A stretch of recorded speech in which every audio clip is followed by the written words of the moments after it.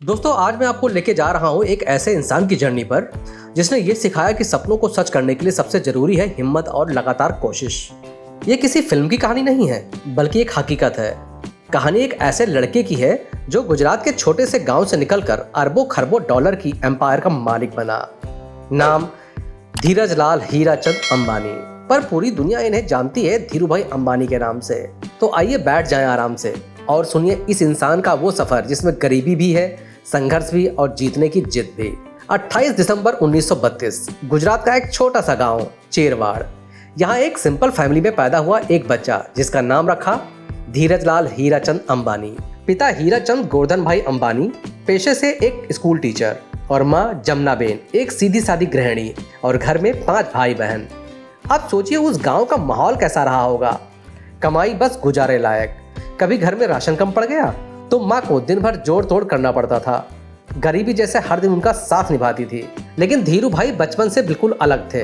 दूसरे बच्चे जहाँ खेल में खो जाते, वहाँ उनकी आंखों में एक स्पार्क था। छोटे से मेले में उन्होंने मूंगफली और पकौड़े बेचे, लेकिन उस छोटे से एक्सपीरियंस से उन्होंने पहली बार समझा पैसा कमाना आसान नहीं है, लेकिन पॉसिबल है अगर सोच सही हो। धीरू भाई पढ़ाई में तेज थे, शार्प दिमाग, क्विक ग्रास्पिंग पावर। लेकिन एक चीज और थी, जिद।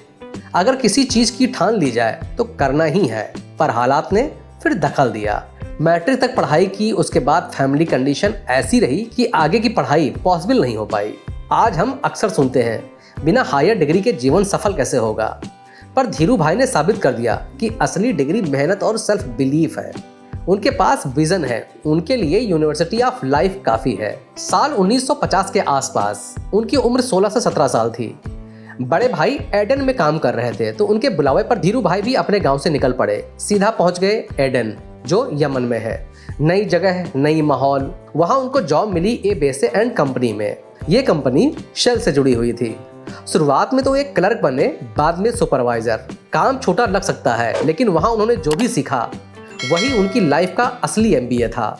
मार्केट कैसे चलता है, कमोडिटी ट्रेडिंग क्या होती है, ऑयल इंडस्ट्री और करेंसी एक्सचेंज का सिस्टम कैसे काम करता है, और सबसे बड़ा लेसन, कस्टमर की नब्ज पढ़ना। धीरू भाई अक्सर कहते थे, एडन ने मेरे लिए बिजनेस का दरवाजा खोल दिया था। यही डोर उनकी फ्यूचर एम्पायर का रास्ता बना। साल 1958 में धीरू भाई वापस इंडिया आ गए। पॉकेट में बहुत ही कम पैसे थे, लेकिन हाँ, दिल में कॉन्फिडेंस और दिमाग में आइडियाज से भरा हुआ समंदर था। मुंबई में उन्होंने शुरू किया अपना बिजनेस, रिलायंस कॉमर्शियल कॉर्पोरेशन। एक छोटा सा ऑफिस, बस 2 से 3 लोग, एक टेबल, एक टेलीफोन, और मिशन दुनिया को हिला देने का। शुरुआत मसाला और यार्न यानी धागे के एक्सपोर्ट से की उन्होंने। नुकसान, दिक्कतें, रिजेक्शन सब आए। लोग कहते ये लड़का नहीं टिक पाएगा, लेकिन धीरू भाई अंबानी के लिए फेल्योर सिर्फ स्टेप्स थे जिन पर चढ़कर वो सक्सेस तक पहुंचना चाहते थे। उनका मंत्र था थिंक बिग, काम करो ईमानदारी से और कभी हार मत मानो। साल था 1975। अहमदाबाद के नारोडा में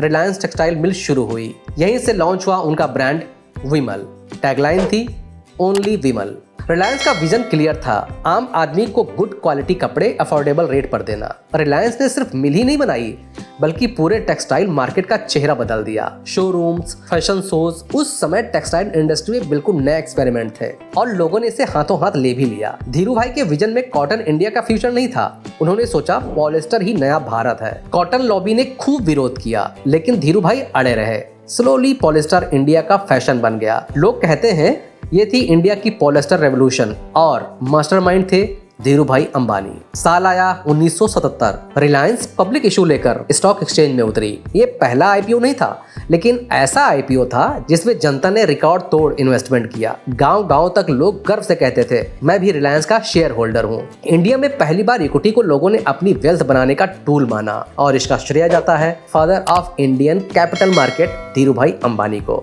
1980 में रिलायंस पर कई चुनौतियां आई।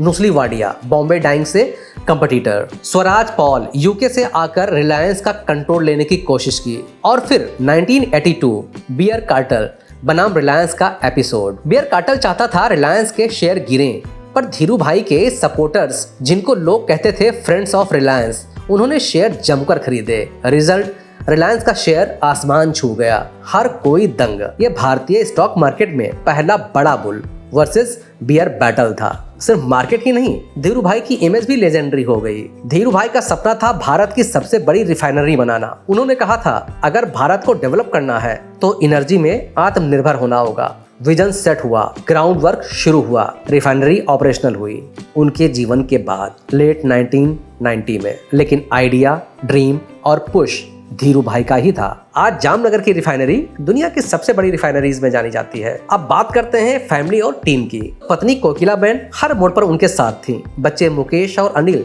जो धीरे धीरे फादर का हाथ बटाने लगे थे। धीरू भाई कहा करते थे, मेरे एम्प्लॉइज मेरे सबसे बड़ी कैपिटल है, इसलिए हर वर्कर, हर स्टाफ मेंबर उनके लिए रिस्पेक्ट का हिस्सा था। अब हम बात करेंगे उनकी बीमारी और अंतिम सफर का। 1986 में उनको पहला स्ट्रोक आया, लेकिन धीरू भाई ने अपनी पेस स्लो नहीं की। 2002 में फिर स्ट्रोक पड़ा और 6 जुलाई 2002 इंडिया अपने विजनरी से हमेशा के लिए विदा हो गया। उनकी लास्ट जर्नी में लाखों लोग आए। जिस तरह लोग पीएम या राष्ट्रपति नेता को विदाई देते हैं, वही रेस्पेक्ट एक बिजनेसमैन को मिला, क्योंकि वो सिर्फ बिजनेसमैन नहीं थे, वो इंडिया के सपनों के चेहरे थे। धीरू भाई अंबानी ने हमें यह सिखाया, सपने देखो और उन्हें पूरा करने की हिम्मत करो। कोई काम छोटा नहीं होता, रिस्क लेना सीखो वरना ग्रोथ पॉसिबल नहीं है। चेंज के साथ बदलो और सबसे जरूरी ईमानदारी और भरोसा मत छोड़ो। आज रिलायंस सिर्फ एक कंपनी नहीं, बल्कि उस इंडियन ड्रीम का सिंबल है जो एक छोटे से गांव से निकले इंसान ने सबको दिखाया था। एक बच्चा जो मेले में मूंगफली बेचता था, वही आगे चलकर लाखों करोड़ों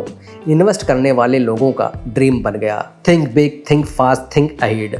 जो सपनों को सच करने की हिम्मत करता है, वही इतिहास रचता है। तो दोस्तों, ये कहानी ही खत्म होती है। हमारे चैनल्स पर ऐसी बहुत सारी कहानियां पड़ी हुई हैं।